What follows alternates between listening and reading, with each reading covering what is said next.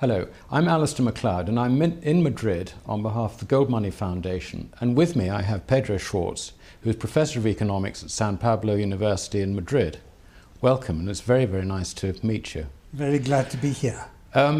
You've been around a long time and you have seen... How did you discover that? Must be the colour of my hair. Well, yes, we will suffer from that a little bit. But you have seen an awful lot of change in Spain over the years, and the most recent problems that Spain faces are really quite enormous. What's your take on it? Is there a way out of this, or does your experience sort of indicate that there is a path away from this trouble? Indeed, it's not the first time in my life that I've seen Spain in trouble and Spain stand up again and go ahead. The longest crisis was just when Franco died. It was at the time of the oil crisis, so the two coincided, and there was a long recession from 74 till 84, 10 years. And there was huge political uncertainty at the time, and wasn't there was huge political uncertainty, and inflation reached, if I remember rightly, I was at the Bank of Spain then, reached 27% per annum, and we had to change the whole industrial setup, which was based on using lots of energy. And we got out of that and entered the European Union, as it's now called. So I think Spain is on a much better ground now than it was then, and if we do the right thing, the new government coming now in November does the right thing, then I think the economy and the society can function again much better than it has in the last 2 or 3 years. How confident are you that the government will do the right thing? Well, it's the Bible that says, don't put your faith in princes, but in the only God. And so, no faith in princes. But I do hope that circumstances will make them do the right thing. Just as our present socialist government, that was doing very much the wrong thing for 6 years, suddenly found itself in such a situation that they changed direction totally and started to do the right thing, that is, started to be more responsible than they used to be. I have great faith in circumstances, much more than in men. I think I agree with you on that one. And in analysing what the ECB's role is in all this, I felt that they have little option but to stand back and let governments deal with their own problems and maybe just deal with the banks, which themselves are a knock-on and a major problem for the ECB to deal with. But the ECB is now under enormous pressure to start printing money, to buy government debt, to rescue the Greece, Italy, Spain, Portugal, whoever, from their problems, which would take the pressure off the governments and not force them to take the actions which perhaps they should. Do you think that's... I think you've described things as they are. In fact, the rules of the ECB forbid them either to the letter or by implication forbid them to carry out, to play the role that they're playing now in buying government debt in the secondary market, because they can't buy it in the first when it's being issued, and other things that they do, other cheating that they do. The ECB is not the institution that will write the fortunes of Europe. It cannot do so unless we think that a huge inflation might help, and I don't think it would. So what they've tried to do in the last meetings of the European Union is to start a parallel institution, the fund, the Stability Fund, the European Financial and Stability Fund. And that one would take over from the ECB, the role the ECB is playing now, and be the ones that save governments and give them finance when they're attacked, as people say, by speculators. But how is it to be funded? Well, they are doing it the wrong way, in my opinion, because they're putting some money there, but they are in fact leveraging. That is, they're asking the markets to give them some funds on the basis of the funds they have. And I thought that leveraging was the wrong thing to do. I think that's what the credit crunch was about, and how we are meant to escape from this sort of behaviour. So here we are, governments learning the wrong lesson. So I think that one thing that should be contemplated is allowing countries that are in trouble and that have to go broke, leave the euro for some time and come back if they do the right thing. I think the idea, things should be organized so that Greece could leave the euro for a time. And it can be done, but people don't seem to know how to do it. I think it could be done. Well, it's an interesting point because so many commentators say, well, if Greece left the euro, it would deal with the problem because they'd rather, I think, they want Greece out of the way, in effect. But it seems to me there are two ways in which this can be done. One is that Greece leaves the euro in the formal sense, but retains the euro as the currency. And the other, which I think quite a lot of people are referring to, is that Greece adopts its own currency again, the drachma or whatever they call it, and uses that. Now, the problem I see with the latter course is that as soon as you get a new drachma, it is going to collapse because nobody will have any faith in it. Whereas if they retain the euro, then at least the private sector has got a certain medium of exchange. I mean, what's your take on this problem? My take is that there should be parallel currencies. That you, in Greece, now you would allow the government to issue drachmas and allow the people who reside in Greece pay their taxes in drachmas and do their operations in that if they wish, or if not, they can write their contracts in euros. So I think the idea would be to have two currencies. We have a lot of experience of that in Latin America, where the dollar and the local peso go together, and I think that in that way you would have the government, instead of saying we are going to reduce the value of your debt by 50%, you would allow the markets to decide with a devaluation of the drachma how much the debt of Greece is worth. But the debt at the moment is in euros. I mean, is there going to be some mechanism to transfer the debt over? Well, in fact, they've taken a measure to avoid any games. And now the debt has been transferred, I read in the papers the day before yesterday, to London, located there, so that cannot be devalued except, as they've done it, by 50%, because they've agreed that that's what the haircut they want for that currency. I don't know how they're going to do it, but some people will have to lose with the Greek debt. I mean, if it's not worth what they say it is, well, then it isn't. Then it isn't, exactly. Right, and so it was a bad investment. It wasn't as a huge investment because it's not a very large sum compared with the rest of the European Union. And if it's not worth what the paper says, then it has to be worth less. So yes, I think debt holders of Greek debt should take a loss. Yes, and but coming back from that a little bit, the primary problem, it seems to me, in terms of financing the existing stock of debt, let alone new debt, is that you don't have a central bank effectively printing money to buy the debt. And this, I think, is the big difference, say, between the United States, the UK, and the members of Euroland, if you like.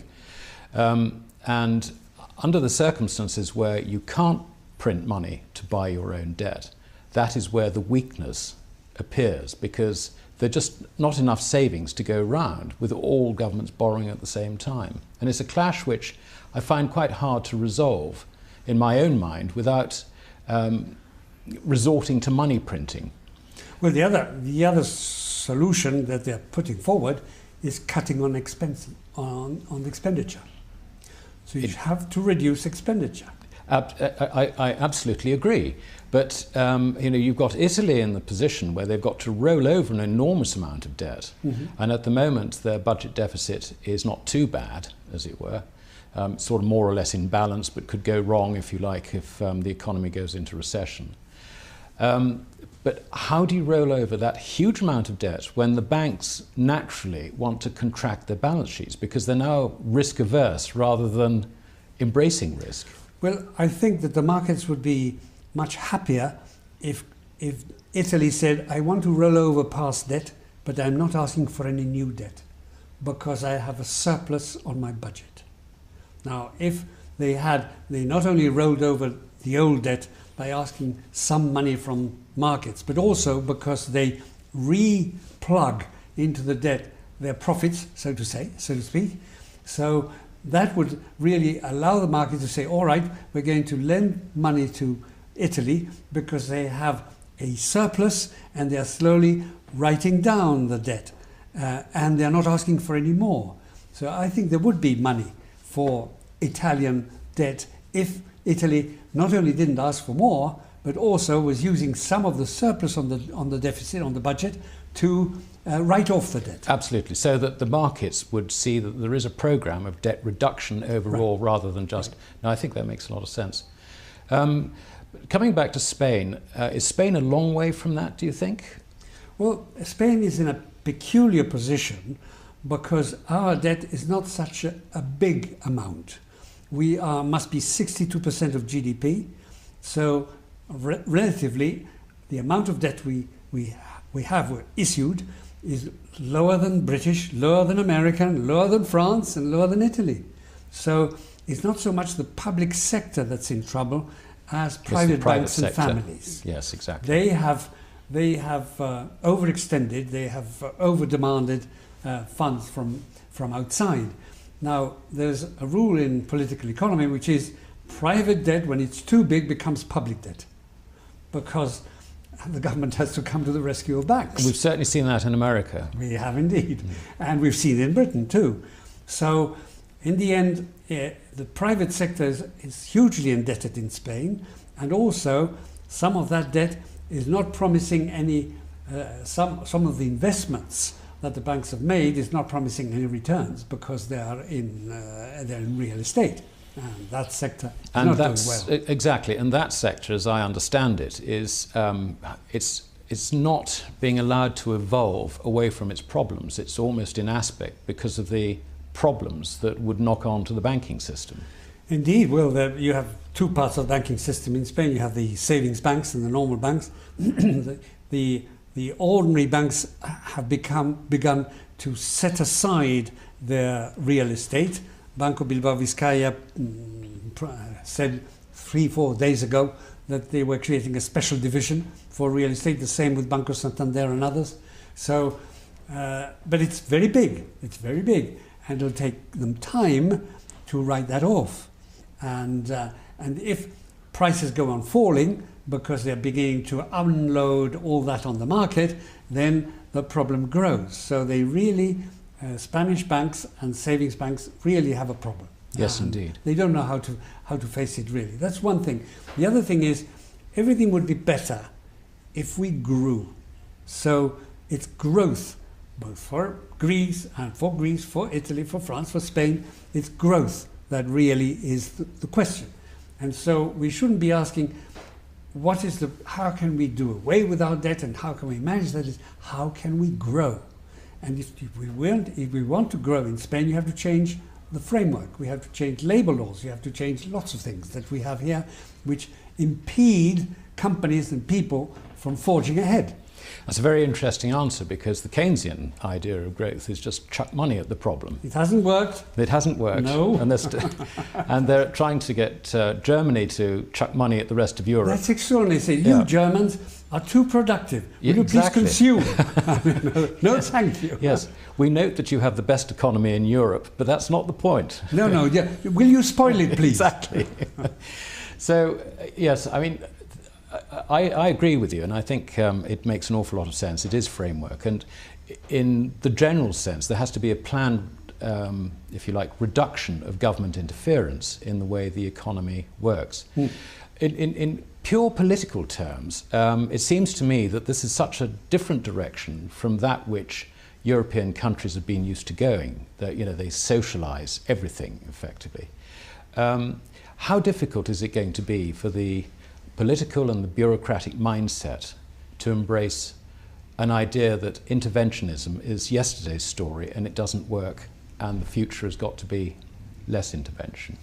Very difficult, especially I think because Germany is going that way too. It's always presented as a model for all of us, and what they've done during the 10 years before this crisis was to have agreements between the representatives of trade unions, of companies and the government saying, let's cut this and do away with that. Now, that's not really the market. It's a political agreement. They've done the right thing and the economy is going well. But the method they've used is one that will push us further down the way of statism rather than towards the way of markets. So even from that point of view, it's a bit depressing. But in any case, what you certainly need is a change in the framework, and that is a matter for governments rather than social contracts or general agreements. And governments will have a very tough time. The mindset of Europeans is not that way, doesn't go that way. And if on top of that, you put at the head of governments a bureaucrat, somebody coming from Brussels, because they are doing what Brussels says, I don't know how long public opinion will back them.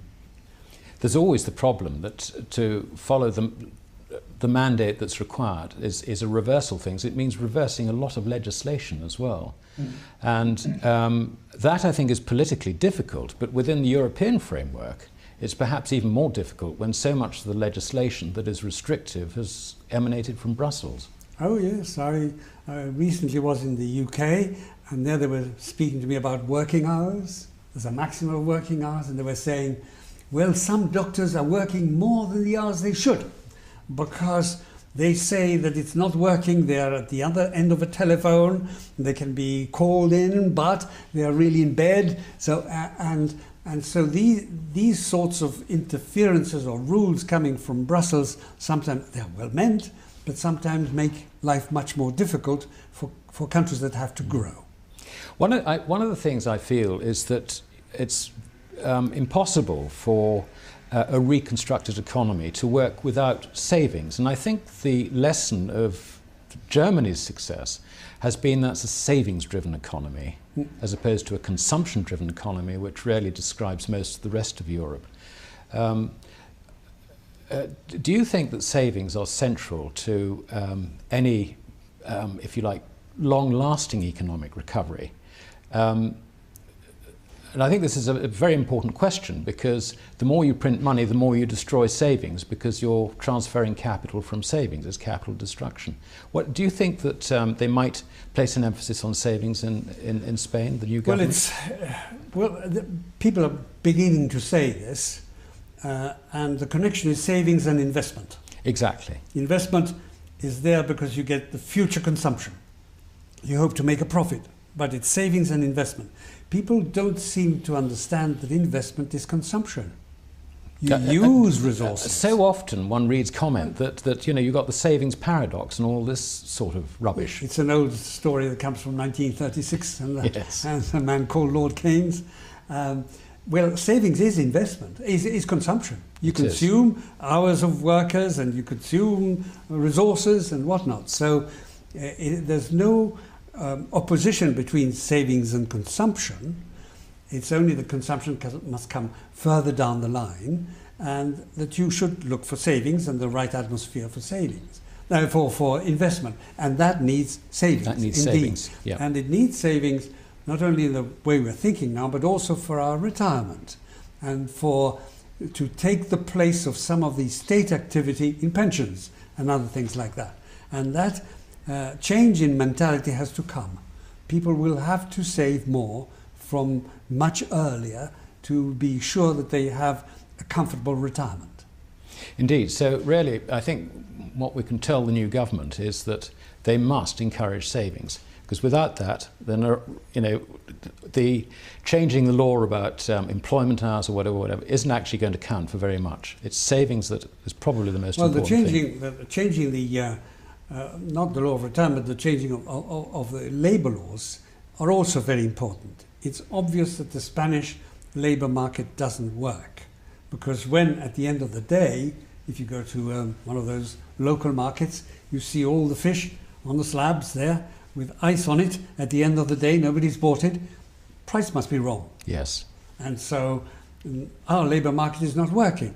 We have a number of people who are ensconced in their old jobs, and in fact their real wages have gone up during the crisis in Spain. And then you have half the youth not working, or working in different hidden ways, or perhaps in weekly jobs and so on. And that is not only morally unjustified, but it also hurts the future growth of Spain, but also there must be something that is stopping the young from finding jobs. And also that's promoting the idea that you don't really need a job, and what's good in life to have a lovely time, and we have rights, we want rights, don't know who pays for them, and so on. So there's a social mentality that comes with unemployment, and that can be is a tragedy in Spain. It is a tragedy, and particularly with such a high level of youth unemployment as well. As I understand it, it's really the highest in Europe, just about. It is the highest, and it must be 46% of young people from 16 to 25 are unemployed or officially unemployed. And that is very bad, because when you have a job that lasts for a week or for 2 months, then you're not trained. You don't go up the ladder in the company. And then there's another thing, which is the difficulty of creating a new company. There's a lot of red tape that stops you from doing that, and so on. We could go on saying it's the framework of the laws, of economic laws, that has to be changed, and to do that you have to be a very courageous government. Trade unions in Spain are financed by the government. Indeed. And by the European Union, but not by the dues of their members. Now that should change, because if they're financed by the government and not by members, then they don't look after the members. They look perhaps after their small number of members, but they certainly don't look after the unemployed. Pedro, broadening it out a bit, we're all on a dollar standard, and so what goes on in America and the Fed is of fundamental importance to all of us, and we can't operate in a vacuum. What's your view of the quantitative easing that the Fed has engaged in? And I know that they don't have QE3, but they do seem to have an open checkbook, if you like, for anyone who needs any money. It seems that nobody is too big to fail. Nobody's too small to fail, perhaps. What's your take on this, and where is it going to take us eventually? What does it lead to? Well, our monetary system is a partial reserve system, in that it's based on paper money, and the reserves, or the cash that banks have to operate, is multiplied by 5, 6, 7 times, so that there's a sort of general leveraging in the monetary system. And when you have a system like that, you do need a lender of last resort. A lender of last resort means if a bank is in trouble, not because its balance sheet is weak, but because it has a cash problem, then you should lend money to it. You should lend money to it. You should even print money to lend it temporarily for as against good assets. And this is what Walter Bagehot said in 1872, I think, or 65, anyhow, in the 19th century. So that's one role. And yes, if you have the monetary system we have, you do need central banks to stop checking accounts being destroyed because they are money. That's quite a different thing to help companies that are bankrupt. Indeed. And it's quite a different thing from bailing out the government from excess spending, which has got to be one of the fundamental reasons for quantitative easing. Yes. I mean, I just wonder what the interest rates would be in America and in Britain if the central banks didn't suddenly turn around and say, here's another £70 billion we're going to create out of thin air. Yes, they have this idea that low interest rates and lots of money will give you growth. They may ease a situation immediately, but then people notice that it's really paper money, and I don't think that'll give you the growth that people want. Growth comes from other things. It comes from discovering new ways of doing things, from new resources, from people working harder, and so on, or people being better trained, etc., but not from money being sloshed about and sent around.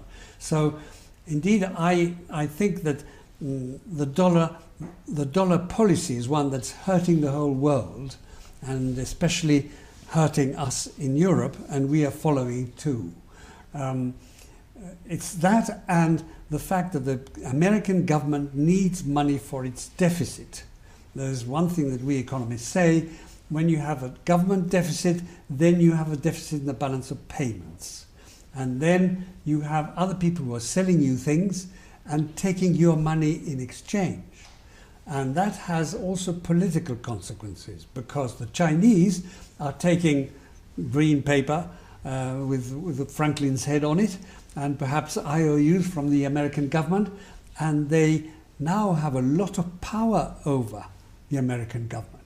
Because if they started selling that, they would hurt themselves, but they would hurt the Americans too. So the irresponsible way that the American government has been dealing with war and expenditure and war against terror and so on is undermining their power and undermining the power of the West. And I think it's very worrying that governments, and especially the American government, should misbehave in this way. It does feel rather like end of empire in a sense, doesn't it? Well, if they want to end their empire, let them do it. They have the resources to stay at the head of everything. Pedro, it's been fascinating talking to you. I'd love to continue for another hour, because there is so much to talk about and what's going on. But anyway, I'm very grateful for this opportunity to talk to you, and you know, let's hope that Spain and Europe don't quite disappear in the way in which some people think it might. It seems they're going to listen to us because we have such a good network on the internet. Exactly, right? Exactly. Thank you very much Thank indeed.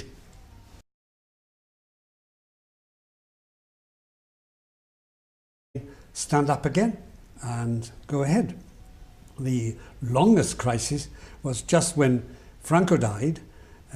It was at the time of the oil crisis, so the two coincided, and there was a long recession from 74 till 84, 10 years. And there was huge political uncertainty at the time, and wasn't there was huge political uncertainty, and inflation reached, if I remember rightly, I was at the Bank of Spain then, reached 27% per annum. And we had to change the whole industrial setup, which was based on using lots of energy. And we got out of that and entered the European Union, as it's now called. So I think Spain is on a much better ground now than it was then. And if we do the right thing, the new government coming now in November does the right thing, then I think the economy and the society can function again much better than it has in the last 2 or 3 years.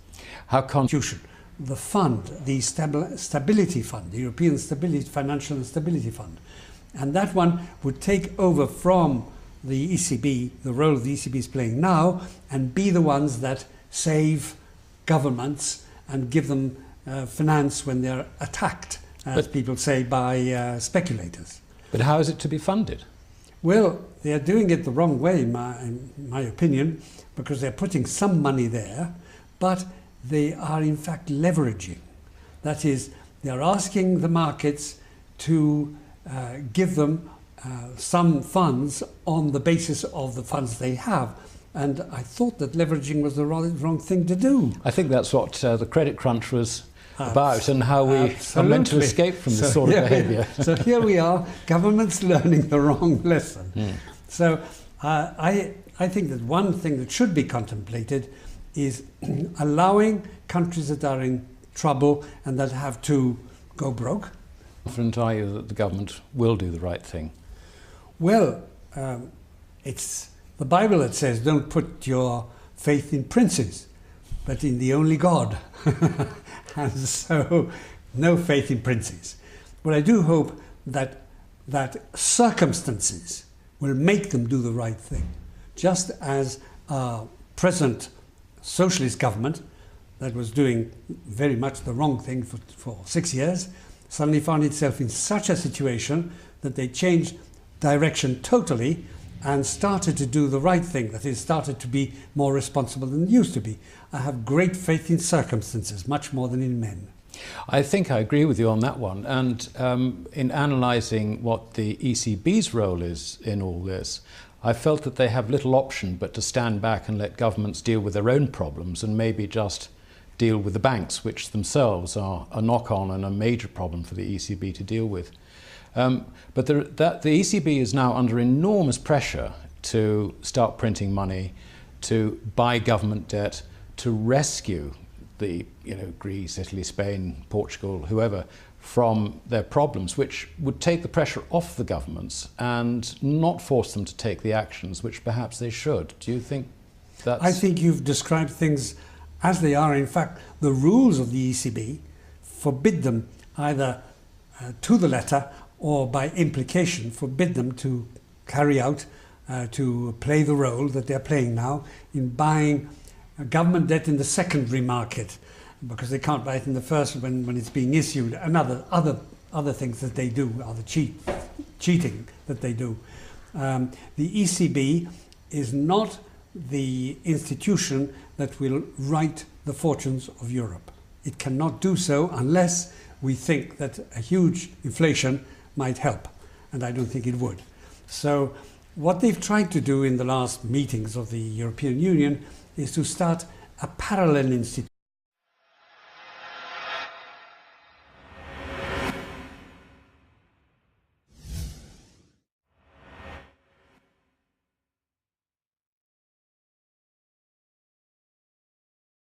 Hello, I'm Alasdair Macleod and I'm in Madrid on behalf of the Gold Money Foundation, and with me I have Pedro Schwartz, who is Professor of Economics at San Pablo University in Madrid. Welcome, and it's very, very nice to meet you. Very glad to be here. You've been around a long time and you have seen... How did you discover that? Must be the colour of my hair. Well, yes, we will suffer from that a little bit.